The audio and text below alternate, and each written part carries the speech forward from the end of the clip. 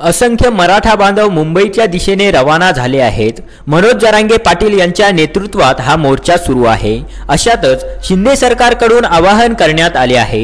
हे आवाहन नेमकं काय आहे सविस्तर आपण या व्हिडिओमधून जाणून घेऊयात। त्या अगोदर तुम्ही जर आपले चॅनल अजूनही सबस्क्राइब केले नसेल तर सबस्क्राइब करा आणि बेल आयकॉन प्रेस करा, जेणेकरून आमचे असेच नवनवीन व्हिडिओ तुम्हाला या चॅनलवर सर्वप्रथम बघायला मिळतील।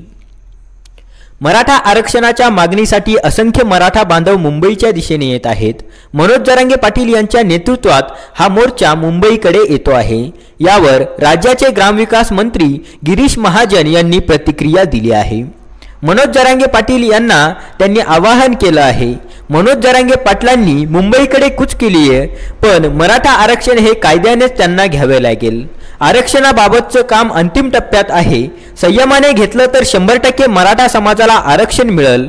टिकणारं आरक्षण मराठ्यांना मिळायला हवं, त्यासाठी सरकार प्रयत्न करत आहे, असं गिरीश महाजन यांनी म्हणले आहे।